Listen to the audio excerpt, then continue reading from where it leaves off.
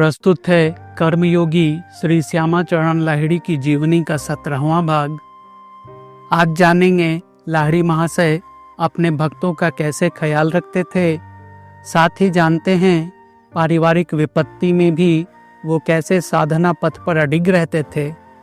तो आइए आज का प्रसंग शुरू करते हैं। शरणागत भक्तों के प्रति योगी राज की असीम कृपा थी। उनकी रक्षा के लिए वे हमेशा सजग और तत्पर रहते थे। कलकत्ता के एक विख्यात विधिवेता या वकील की पत्नी अभया योगी राज की भक्त मंडली में एक भक्ति परायण महिला थी।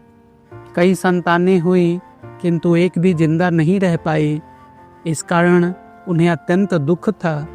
अभया ने एक दिन अपने गुरु योगी राज के चरणों में प्रार्थना निवेदित की कि एक संतान ऐसी हो जो स्वस्थ शरीर के साथ जीवित रहे। महायोगी शांत मुद्रा में बैठे किसी भावलोक में विचरण कर रहे थे। उस समय देखने से ही लगता था कि समस्त बंधनों से मुक्त जैसे कोई विहंग या पक्षी हो। कौन आया कौन गया, किसने क्या कहा, किसी की भी उन्हें सुध बुध न थी। अभया ने सोचा कि गुरुदेव ने संभवतः उसकी बातों को सुना नहीं। उसने पुनः अपनी आकुल प्रार्थना निवेदित की। धीरे धीरे महायोगी की ध्यान समाधि टूटी और अभया ने पुनः प्रार्थना की कि उसे एक संतान चाहिए जो जीवित रहे। योगी राज ने शांत स्वर में कहा, सुनो अभया, तुम एक कन्या को जन्म दोगी और वह जिंदा रहेगी, किंतु एक निर्देश है जिसका सावधानी पूर्वक पालन करना होगा। कोई भूल न हो। आशा की एक क्षीण लहर अभया के मन में तरंगित हुई। अभया सोचती है कि ब्रह्मज्ञ गुरु की यदि कृपा हो तो असंभव भी संभव होती है। अभया ने गदगद कंठ से कहा, आप जो आदेश देंगे मैं वही करूंगी। भक्त वत्सल योगी राज श्यामाचरण ने कहा, रात्रि के प्रथम पहर में ही कन्या का जन्म होगा। जन्म के कुछ क्षण पूर्व से सूर्योदय तक प्रसूति गृह में एक दीपक जलाकर रखोगी, किंतु अत्यंत सावधान रहना होगा कि कहीं दीपक बुझ ना जाए। यथा समय अभया ने एक कन्या को जन्म दिया। गुरुदेव के आदेशानुसार दीपक जलाया गया था, किंतु रात के अंतिम प्रहर में क्लांत प्रसूति एवं दाई दोनों कब सो गए पता ही नहीं। इधर दीपक का तेल प्रायः समाप्त होने को है। अब बुझा तब बुझा, ऐसी स्थिति थी। उसी समय प्रसूति गृह में एक अलौकिक घटना घटित हुई। अचानक जोर की आवाज के साथ दरवाजा खुल गया। निंद्रामग्न जच्चा की नींद टूट गई और आश्चर्यपूर्ण आंखों से देखती है कि दरवाजे पर उसके ही दयालु भक्त प्राण पतित पावन करुणा के घनीभूत मूर्त प्रतीक गुरुदेव योगी श्रेष्ठ श्यामाचरण खड़े हैं।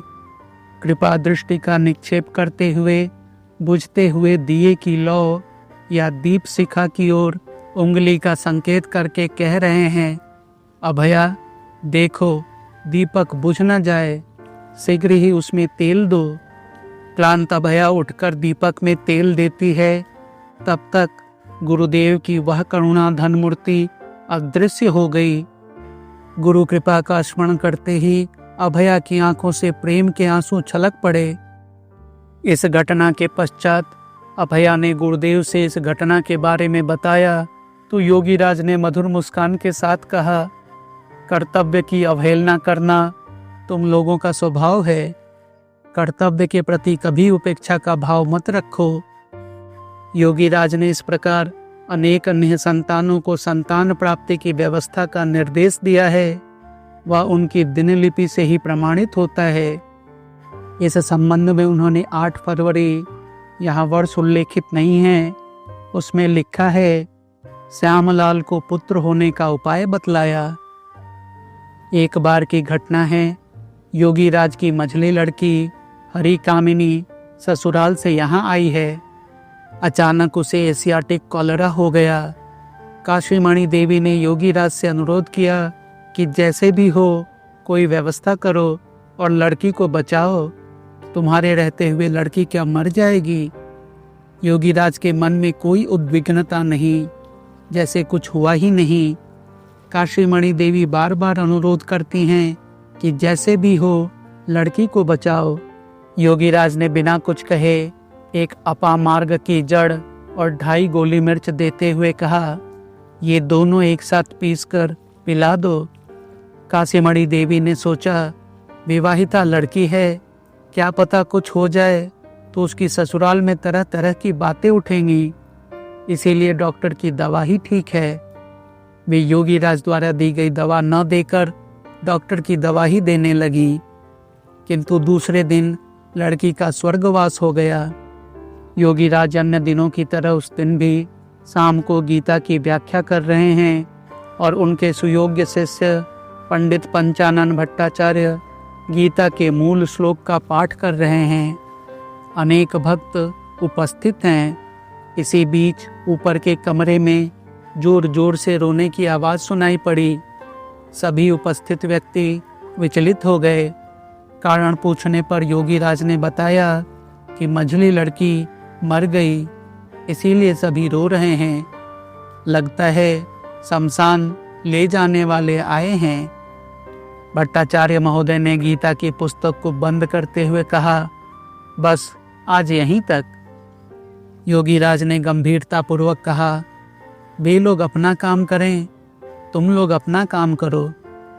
उपस्थित सभी भक्तों ने कहा, इस समय गीता की व्याख्या सुनने के लिए मन में धैर्य और स्थैर्य नहीं है, आज बंद रहने दिया जाए। योगीराज के मन में कोई उद्वेलन नहीं, जैसे कुछ हुआ ही नहीं।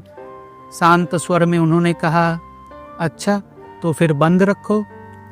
दूसरे दिन योगीराज के साले राजचंद्र सान्याल ने आकर योगीराज से पूछा, प्रियजनों की मृत्यु या वियोग में जो दुख सामान्य व्यक्ति को होता है, वैसा क्या तुम्हें होता है? योगीराज ने मुस्कुराते हुए कहा, दुख तो सभी को होगा, किंतु ज्ञानी व्यक्ति के पक्ष में कुछ पार्थक्य है। जैसे पत्थर की गोली को अगर सख्त जगह पर जोर से मारो तो वह उछलती हुई दूर निकल जाएगी, किंतु उसी को यदि नर्म मिट्टी पर जोर से मारो तो वह उसमें धंस जाएगी। इसी प्रकार ज्ञानी व्यक्ति को दुख आघात नहीं दे सकता।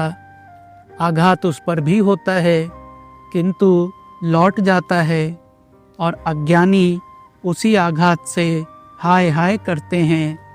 जल में तैरते कमल के पत्तों की तरह सांसारिक जीवन का निर्वाह करते हुए महान गृहयोगी कितनी सहजता के साथ दुख, क्लेश, कष्ट से सदैव निर्लिप्त रहा करते थे। ठीक उसी तरह जिस प्रकार गीता में भगवान श्री कृष्ण ने कहा है, यम ही न व्यथयंत ये ते पुरुषम पुरुषर्षभ शम दुख सुखम धीरम सोम मृत तवाय कल्पते। अर्थात समस्त सुख दुख में समभाव से जो धैर्यवान व्यक्ति व्यथित नहीं होते, उन्हें अमरत्व एवं शाश्वत आनंद प्राप्त होता है। आज का प्रसंग यहीं तक। वीडियो का अगला भाग जल्द ही प्रस्तुत होगा। वीडियो अंत तक सुनने के लिए धन्यवाद। फिर से आग्रह है, वीडियो को अधिक से अधिक लोगों तक पहुंचाने का प्रयास करें और चैनल को सब्सक्राइब करना न भूलें। धन्यवाद।